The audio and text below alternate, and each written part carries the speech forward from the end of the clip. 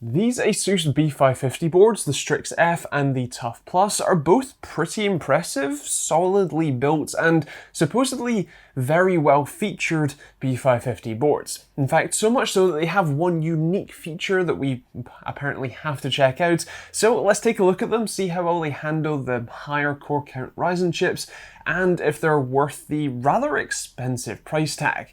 But first, if you haven't already, consider subscribing for more videos like this one every Monday, Wednesday, and Friday. Let's start with the important bit, the CPU power delivery. Now, both of these boards are rocking rather beefy setups, with the TUF Plus, which is supposedly the more budget option, rocking an 8+2 phase setup using the SiC 693 drivers, which are rated for 50 amps each.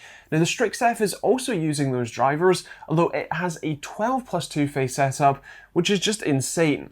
At peak and assuming a voltage of 1.2, in theory the Strix board could, at least hypothetically, provide, 720 watts to the CPU?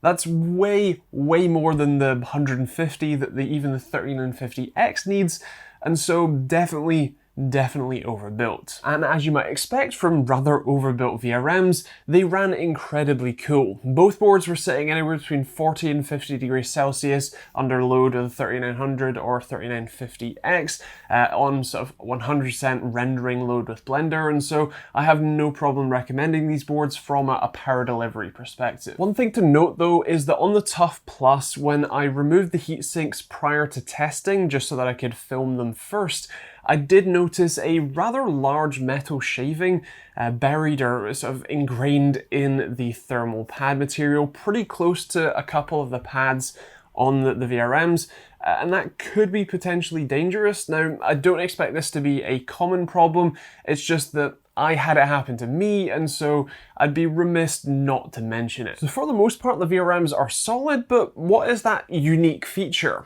Well, Asus calls it AI Mic, and essentially it is a noise cancelling software for your microphone. So when you're streaming or playing games, you can have the background noise, whether it's your keyboard, whether it's a fan, whether it's people talking, music. Apparently pretty much anything that isn't just your voice can be removed from your audio. So let's have a quick listen. Right, so this is what a Corsair Void Pro wireless sounds like if you sit directly in front of a fan. Now, this is not necessarily the normal experience I would have, but it is a very annoying thing to listen to, and especially in warmer weather gaming, it can be nice to have the fan, directly on you, and so if it can remove this, I'll be very impressed. And this is what the AI mic tool sounds like when it's enabled and set to high. Now, a few notes, you do actually have to switch your, say, Discord or TeamSpeak software to use the AI mic as an input rather than your direct headset mic, and it also doesn't sound like it's doing anything overly fancy. It sounds like a bit of noise suppression and a noise gate, and maybe something in between, but overall it's impressive, but not necessarily revolutionary. Now, it does end up making your headset mic, which generally already sounds fairly compressed anyway, sound even more compressed, and it does kind of sound like they're using fairly standard audio effects here, but they do say that they're using a deep learning database to help pick your voice out from the background noise, I guess, better. And to be honest, the result is really good. It removed the fan noise and the thunderstorm in the background with no problems, and so it's a nice sort of free feature to have. I would also note that it has barely any performance impact here, so that's also pretty decent too. So besides software features, what else do these boards have? Well, actually, both of them have 2.5 gig Ethernet and Wi-Fi 6.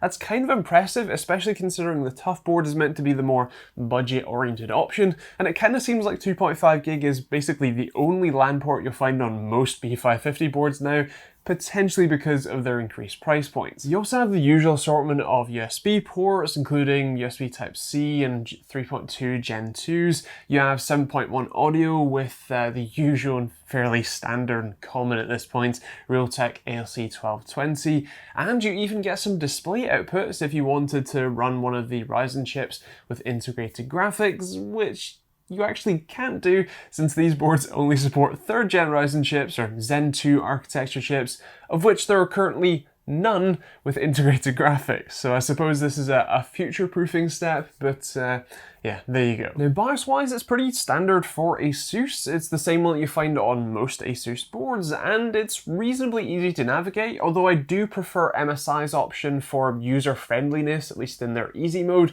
although in overclocking, it's really simple to get down to any of the settings you want, including every memory timing under the sun, so if you do want to overclock, that's a great place to start. One thing to note on the board's PCIe Gen 4 support is that it seems most B550 boards, despite now being allowed to use PCIe bifurcation, have their second X16 size slot still routed through the chipset.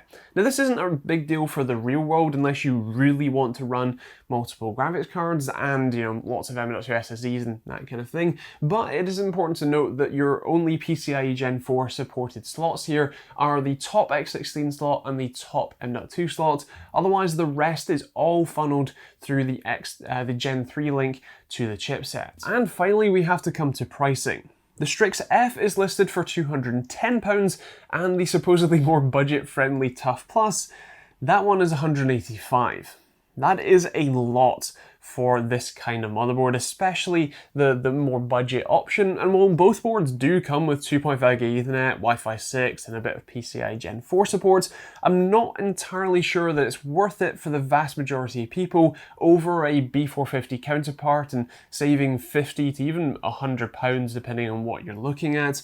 And unless you really want that sort of guaranteed support for 4th gen Ryzen through BIOS updates, I'm not sure that I can overly recommend them. Now that's not to say they're bad boards, their overbuilt VRMs are great, the 2.5 gig Ethernet and Wi-Fi 6 is a nice to have, as is the PCI Gen 4 support, and the AI mic software is a nice little bonus feature if you happen to go with Asus for your B550 option, but the pricing is a bit of a detractor, although do bear in mind that's across the whole B550 platform. And if you want to check out either of these Asus boards, then feel free to take a look at the top links in the description down below. Those will be Amazon affiliate links that will take you to your local Amazon store where you can see pricing when and where you watch this, because it can and does vary.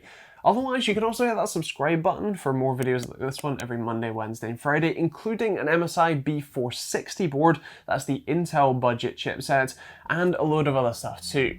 You can also check out the rest of the links in the description, stuff like merch or hoodies or t-shirts like this one if you want to pick one up yourself, or there's Overclock UK affiliate links, there's VPN options, Streamlabs OBS, Humble Bundle, and a whole load of other stuff, so feel free to check it out.